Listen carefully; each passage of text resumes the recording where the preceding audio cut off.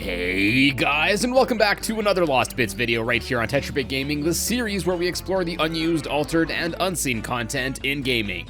We are back again today with FNAF AR Special Delivery. If you haven't watched my first video yet on this game, I highly recommend it for context, as I'll likely be referencing back to it here in this video. Now before we get going, a quick shout out to this video sponsor, War Thunder. War Thunder is the most comprehensive vehicle combat game out there, featuring over 2,500 incredibly detailed planes, helicopters, tanks, and ships from 10 major nations, ranging from the 1920s to modern day. You can take the reins of these powerful, incredibly detailed vehicles on the battlefield and see and hear the realistic graphics and authentic sound effects as you operate them. With a worldwide community of over 70 million players, now's the perfect time to command some of the most powerful machines and experience the epic PvP battles that War Thunder has to offer. So help support the channel and check out War Thunder for free on Xbox, PlayStation, or PC today with my link in the description, and for a limited time, new players and those that haven't played in over 6 months can claim multiple premium vehicles, premium account benefits, some festive decals for the new year, and much more. Anyways, time to get some more augmented reality hugs from virtual Toy Chica. Let's go find some more FNAF Special Delivery Lost Bits. Alright, so first up for this video, let's go over some of the numerous graphics that went unused for this game.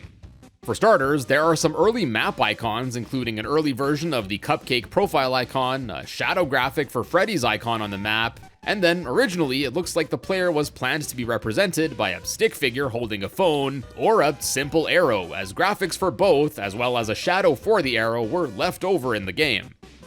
Then we also got an unused set of the UI graphics, both glowing and non-glowing, where they would have had a little streak shadow thing beneath them, which isn't seen in their final versions. Then we got various unused graphics meant to promote various packs in the game's inbox, and these include promoting endoskeleton slots, extra batteries, a classic home invasion pack, and then there are also unused mini and lure pack graphics for Balloon Boy, Springtrap, Circus Baby, as well as the original 4, Freddy, Chica, Bonnie, and Foxy. Then next, there's an unused graphic of an old XP icon, several unused photo booth frames, all which appear to be winter themed, as they seem to be either themed around ice, candy, or other festive holiday stuff like mistletoes, wrapping paper, candy canes, and more. There's an unused red mystery reward gift box that was added to the game around when Funtime Freddy was added, but as of yet, it hasn't ever been seen. Then there are also a bunch of unused icy-looking avatar icons for Bonbon, Golden Freddy, and Funtime Freddy, as well as an earlier version of High Score Toy Chica's icon, and there's even this unused icon for Endo 2, which, as we discussed in my previous video, was a character that was seemingly once planned to appear in this game, but was ultimately never added. And yeah, this icon appears to be the only graphical trace of the character that remains. There are also some more unused avatar textures for Funtime and Golden Freddy, as well as Bonbon, which again seem to be winter themed as they feature snow and candy canes. Then we got some unused early versions of graphics for Plushtrap, including an old version of his map icon, his lures, as well as some for his plush suit and CPU icons. And then finally, there are also a whole bunch of unused graphics meant for the shop section that were found left over in some of the earliest versions of the game. These include graphics for various ad bundles, a welcome bundle that's believed to perhaps have been an early version of the starter pack that was used in the game. There are unused graphics featuring Freddy, Chica, and Bonnie for the top of the store page, and this graphic was meant to be used behind them as a background. Then there are unused header graphics for a devices section, Fazcoin section, a mod section, as well as a header graphic for the plush suits packs page. There are old assets for promoting Shamrock Freddy, Plushtrap's Party, and CPU packs. Then we got an unused shop background graphic, this striped blue rectangle, an unused Fazbear Entertainment logo for the shop, as well as this badge graphic that would have been used to promote items that were either new or on sale. Then, similar to the ones we saw earlier, there are unused renders meant to promote various packs for Bonbon, Funtime, and Golden Freddy, with each of them having a graphic with their mouths open, or I guess their entire face open, as is seen with Funtime Freddy here. Next up, interestingly, there are also unused textures for an equally unused Super Shocker item, which, according to coding found in the game's prototype master data that we discussed in my previous video, would have reduced the recharge time for the Shocker from 3 seconds down to a mere quarter of a second, which would have been quite the upgrade. Next, before the decision was made to use blue, green, and red balloons as a way to get prizes after defeating an animatronic, there are leftover models that reveal that originally the plan was to use bronze, silver, and gold boxes instead. And although cliché, I do think they convey rarity levels better than red, blue, and green. And to further support the notion that the balloons were originally the crates, the file names for the balloons still reference the crates, as the blue balloons are referred to as Reward Info Bronze, the green balloons Silver, and finally the red balloons are referenced as Reward Info Gold. Then to add to all of that, there's also reference to a crate inventory screen that was scrapped. For those that don't know, in the version 9.0.0 updates to this game, a new tab was added to the bottom screen where when opened, just this balloon graphic would show up with no apparent rhyme or reason. And although it wasn't ever normally seen by the player, it was later discovered that behind this balloon graphic overlay was simply the inbox menu duplicated, I guess as a placeholder. Now ultimately, this tab on the menu was developed into the photo booth feature where it remains to this day. Anyways, based on the crate inventory name, I'd like to speculate that the plan originally was for the player to be able to obtain and store these crates to then later open them on this inventory screen, unlike how the balloons were implemented where when you get them, you have to pop them. Next, we actually got a few animatronic animations that were made but ultimately never used. These include a decloaking animation for Plushtrap, one for Freddy that would have transitioned into his idle animation when selecting him in the workshop, and then finally an unused, or rather unseen, idle attack animation for Ballora, where she would do a simple pirouette. Now I say unseen, as technically this animation is used when Ballora circles around the player during an encounter, but since she's always cloaked up until the time when she attacks, yeah, this isn't ever normally visible. As such, based on this animation, well, existing, it's been theorized that the encounter might have originally been different with Ballora decloaked at least part of the time when circling around the player where this animation would have been seen. Also, a little fun fact here, Steelwool Studios actually used the exact same model of Ballora in Help Wanted 2, although they did retexture her for the newer game. Then lastly, for the unused graphics, there are a few that appear to reveal that a monthly paid VIP pass would have been offered as an optional subscription service, as some mobile games tend to offer. And not only do we have these graphics, but there's also some text that would have been associated with this, and this reveals that this planned service would have given the player a daily login bonus that would total up to a $30 value, assuming one would log in every day. This VIP pass was apparently set to cost $5 a month, and I guess that would be a pretty good value if you were to actually log in every single day. And speaking of daily login rewards, there appears to have been some other scrapped plans for them too. A 7-day login system was shared by one of the game's developers in a live stream, and unfortunately, all we have left of proof of its existence is just this super high-resolution screenshot from that stream.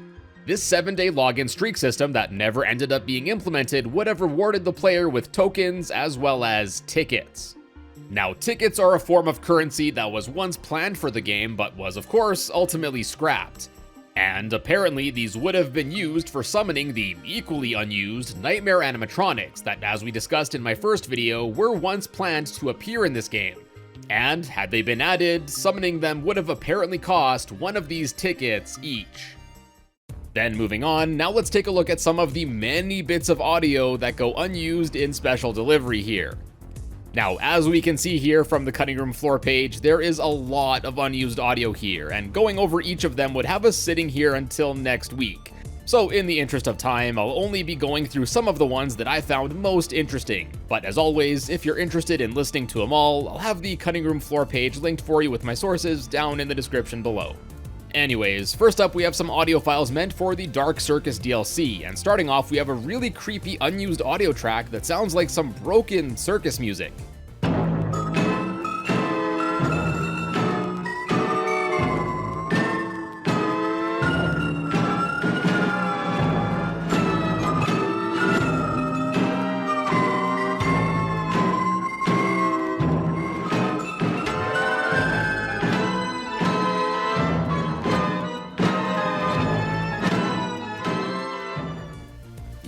pretty unsettling. And then, similar to that, there are some more unused, seemingly circus-themed background tracks.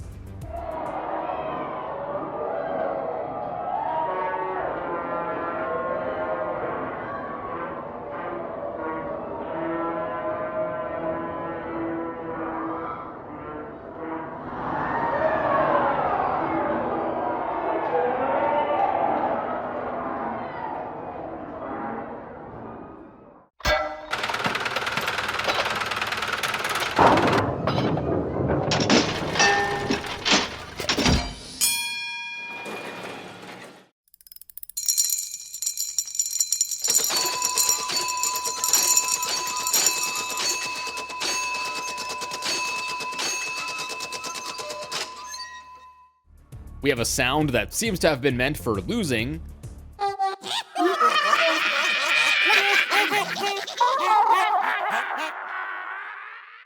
There's an unused sound meant for Plushtrap's CPU.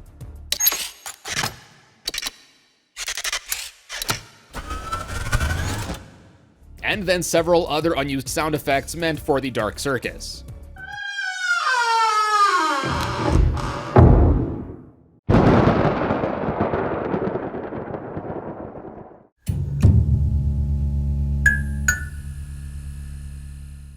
Next, we got another rather creepy sounding track that was going to be used as some generic background ambience when in the game's inbox screen or on the map screen, where some radio chatter can be heard.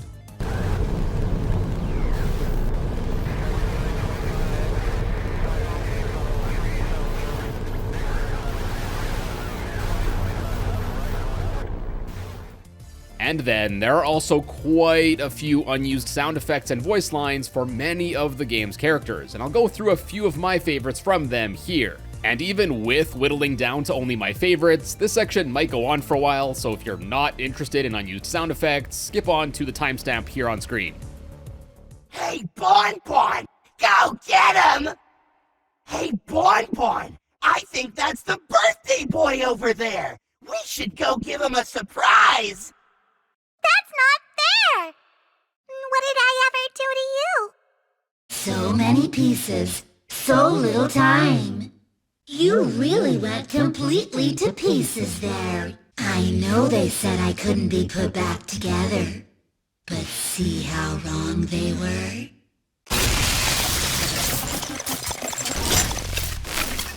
I will find you, and you will burn. I'm real close now. You ready, friend or foe? Want to take a guess?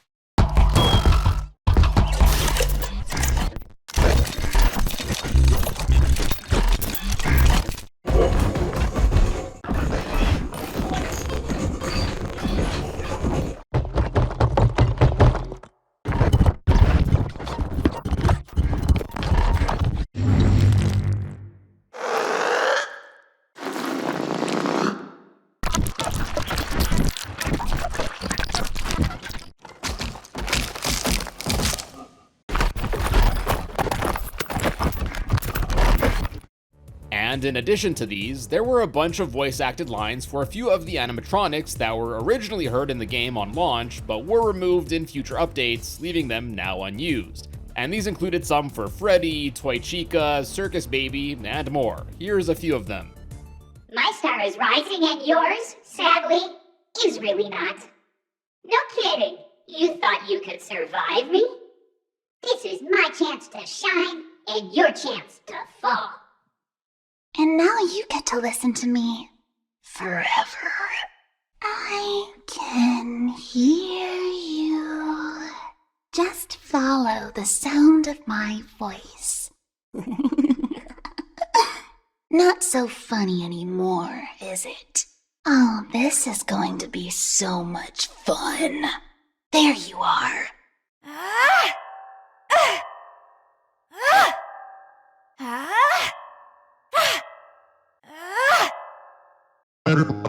Next time.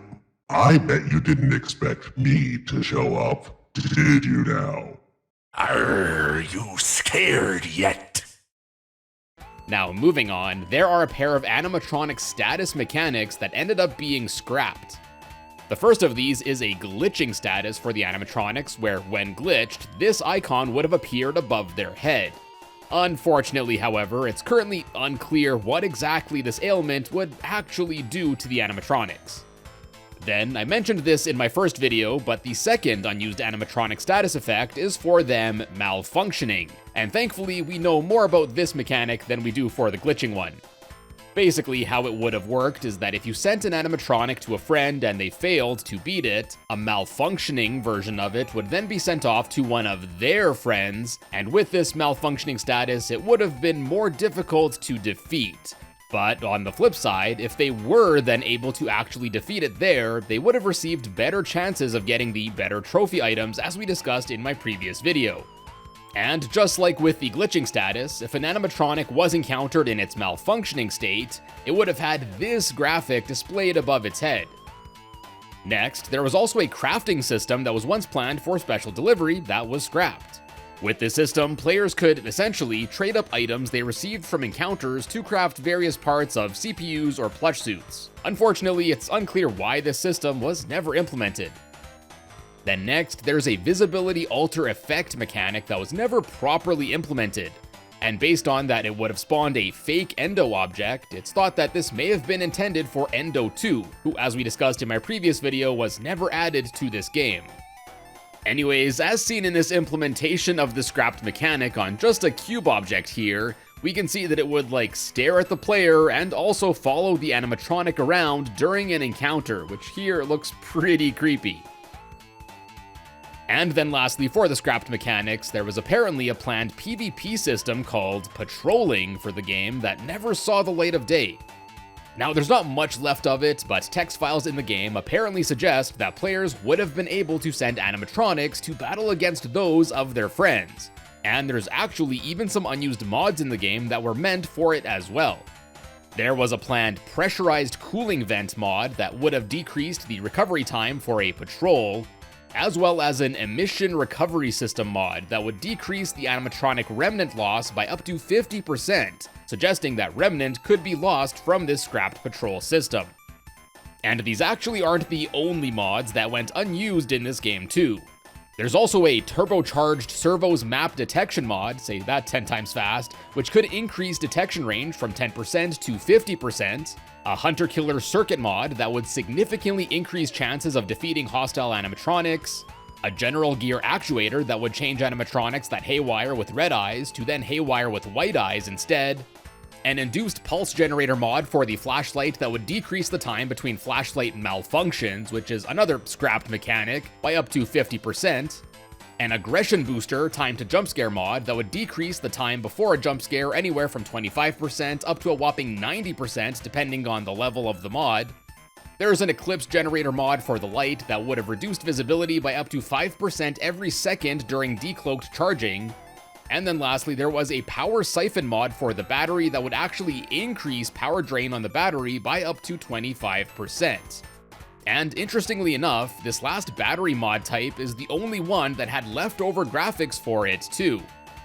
It should also be noted that, as you saw, for these mods, their highest level, experimental, would have also come at the risk of them having an increased chance of malfunctioning too.